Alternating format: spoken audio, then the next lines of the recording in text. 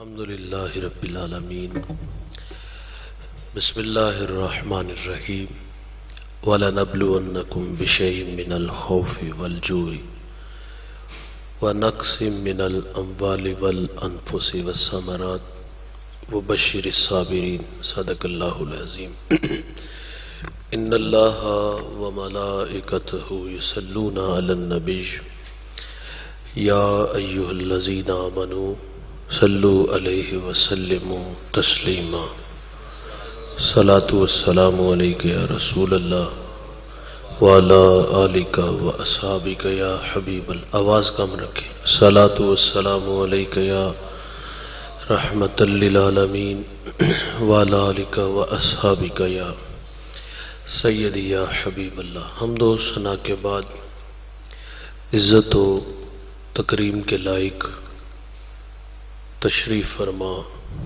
معزز محتشم حاضرین مقتدر علماء، السلام علیکم ورحمۃ اللہ. چند باتیں آپ کے گوش گزار کر کے گفتگو سمیٹ لوں گا. دعا ہے اللہ حق بیان کرنے کی توفیق عطا فرمائے اور قابل عمل باتوں پر ہم سب کو عمل کر کے زندگی کی راہوں کو درست کرنے کی توفیق عطا فرمائے. حاضرین مجلس، اسلامی سال کا یہ پہلا بابرکت مہینہ ہے اور اس کا آغاز قربانی سے ہوتا ہے. اسلامی سال کا آخر وہ بھی قربانی پہ ختم ہوتا ہے. غریب و سادہ و رنگی ہے داستان حرم، نہایت اس کی حسین ابتدا ہے اسماعیل. ایک بات یاد رکھیے گا، اللہ تعالیٰ کی یہ عادت ہے، وہ جس کو جتنا بڑا مقام دیتا ہے اس کو پھر آزمائش کی اتنی بڑی راہ سے گزارتا ہے. یاری تیری سونا پر ازمیشاں تیریاں اگ، سونا پرکھیا جاوندائے نال اگاں دے لگ. جس کا جتنا بڑا منصب ہو اس کے تقاضے بھی اس قدر بڑھ جاتے ہیں. آپ نبیوں کی زندگیوں کا مطالعہ کر کے دیکھیں، اگر ان کے سروں پر نبوت کے تاج ہیں تو میرے مالک نے انہیں آزمایا کس قدر.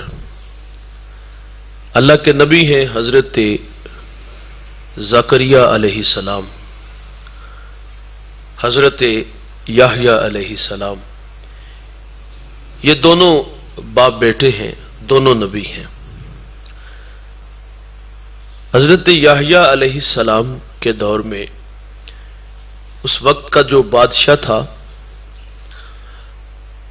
اس کی گھر والی بیوی بھانج ہو گئی. اسے خطرہ لاحق ہوا کہ کہیں بادشاہ بڑھاپے میں مجھے دربار سے نکال نہ دے، اور میں کہاں بڑھاپے میں دھکے کھاؤں گی. اس کے ذہن میں ایک ترکیب آئی، کیوں نہ میں بادشاہ کو ایک پیشکش کروں. وہ خاتون پہلے سے بھی شادی شدہ تھی اور اس کی ایک بیٹی تھی. اس نے بادشاہ کو پیشکش کی کہ میری بیٹی سے نکاح کر لو. تو بادشاہ نے کہا کہ میں وقت کے نبی حضرت یحییٰ علیہ السلام سے اس کا فتویٰ لے لوں، جو وہ فرمائیں گے میں اس پہ عمل کروں گا. تو یحییٰ علیہ السلام نے فرمایا میری شریعت اس کی اجازت نہیں دیتی، وہ تیری بیٹی ہے. اس نے آ کر کے فتویٰ بتایا تو وہ آگ بگولا ہوئی اور اس نے ارادہ کیا کہ میں حضرت یحییٰ علیہ السلام سے اس کا بدلہ لوں گی. وہ موقع کی تلاش میں تھی. ایک دفعہ اس نے بادشاہ کو شراب پلائی اور بیٹی کو سجا سوار کے اس کے سامنے پیش کیا بادشاہ ہوس کی آگ بجھانے کے لیے آگے بڑھتا ہے، اور جب آگے بڑھا تو اس نے اپنی بیٹی کو پیچھے کھینچ لیا، کہا اتنی دیر تک یہ تیرے قریب نہیں آئے گی جتنی دیر تک یحییٰ علیہ السلام کا سر کاٹ کے تشتری میں میرے سامنے پیش نہیں کرتے۔ شراب ایک ایسا نشہ ہے، جب بندہ پی لیتا تو حواس قائم نہیں رہتے، اور پھر تقدس مآب رشتوں کا حیا بھی انسان بھول جاتا ہے۔ بسا اوقات تو بیٹی کے بہن کے بستر میں گھس جاتا ہے، راستہ جو کھل گیا نا، حیا ہی چھن گئی۔ وہ بھی تو بیٹی تھی جس کا فتویٰ لینے گیا، تو کہا اتنی دیر تک قریب نہیں آئے گی جتنی دیر تک یحییٰ علیہ السلام کا سر میرے سامنے پیش نہیں کرتے۔ اس نے فوج کو حکم دیا کہ یحییٰ علیہ السلام جہاں ملے انہیں قتل کر دو۔ فوج دوڑنے لگی تو قوم کے بوڑھے بولے کہ تو اتنا متکبر نہ بن، تو جانتا نہیں اس کا بوڑھا باپ ابھی زندہ ہے اور وہ مستجاب الدعوات ہے، اگر اس کے ہاتھ اٹھ گئے تو تیرے پلے کچھ نہیں بچے گا۔ یہ اندھا ہوا تھا، اس نے کہا دوڑ لگاؤ، زکریا علیہ السلام بھی جہاں ملتے ہیں انہیں بھی شہید کر دو۔ اچھا، فوج دوڑ رہی ہے، زکریا علیہ السلام نے درخت میں پناہ لے لی، پلو باہر رہ گیا، شیطان وہاں آ ٹپکا اور کہا جس شخص کی تلاش میں تم ہو وہ اس درخت میں ہے اور یہ نشانی ہے، پلو باہر ہے۔ وہ پریشان ہوئے کہ ہم انہیں یہاں سے نکالیں کیسے، تو اس نے کہا مشورہ میں تمہیں دیتا ہوں، عمل تم کر لینا۔ اس نے کہا ایسا کرو کہ آرا لاؤ، تمہیں قتل کا حکم دیا گیا، اور آرا چلاؤ اور اس کو 2 حصوں میں کاٹ دو۔ آرا لایا گیا، آرا چلایا گیا، اور جب آرا سر کی چوٹی پہ آیا نا تو اللہ نے فرشتے کو بھیج دیا کہ میرے نبی سے کہو کہ اگر آپ نے سی بھی کی نا تو صابروں کی فہرست سے آپ کا نام خارج کر دیا جائے گا۔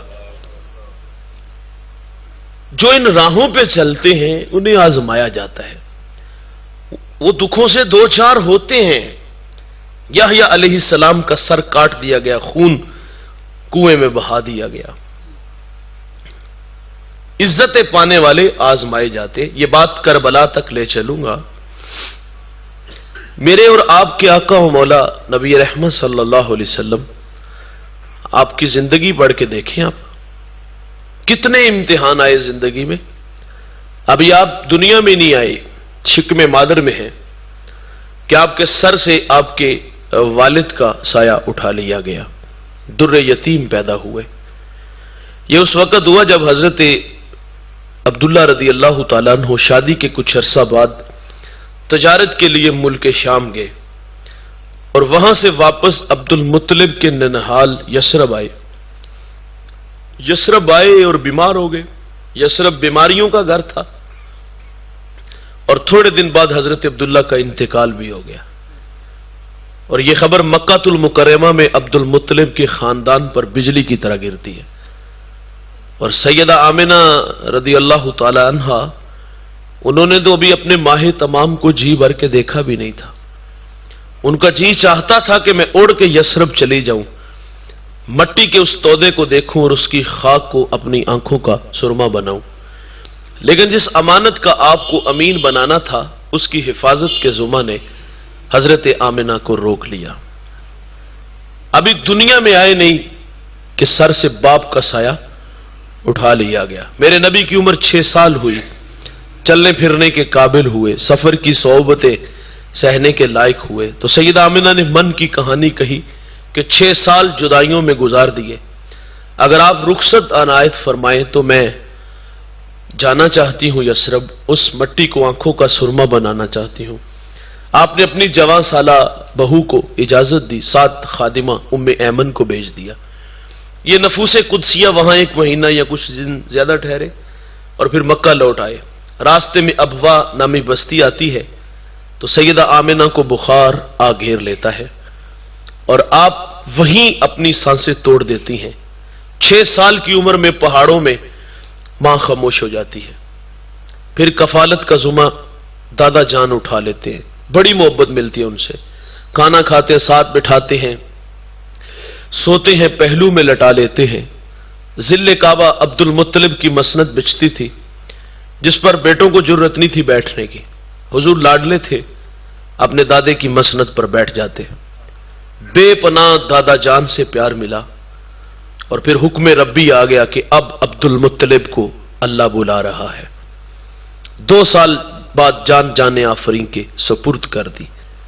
रावी लिखता है कि जनाजा उठा मक्के के बाजार से, आगे आगे अब्दुल मुत्तलिब जा रहे हैं और पीछे पीछे मेरे रसूल थे, और अपने दादे की जुदाई में मक्के की कभी इस दीवार से लिपट के रोते हैं तो कभी इस दीवार से लिपट के रोते हैं।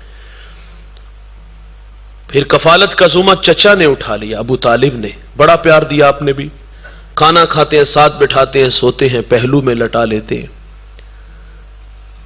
आप कसीरुल अयाल थे, आपकी माइशत मजबूत नहीं थी। मैंने हुजूर का बचपन पढ़ा है। अम्मा हलीमा फरमाती हैं, हुजूर को अगर बचपन में भूख लगी भी होती ना तो कभी भूख का मुतालिबा नहीं किया था। बच्चों की बात नहीं करूंगा, हम बड़े हो गए हैं यार, और अब बुढ़ापे की तरफ सफर है। हमें वक्त पे खाना ना मिले, हम घर के बर्तन तोड़ देते हैं, गालियां देते हैं, खवातीन पे हाथ उठाते हैं।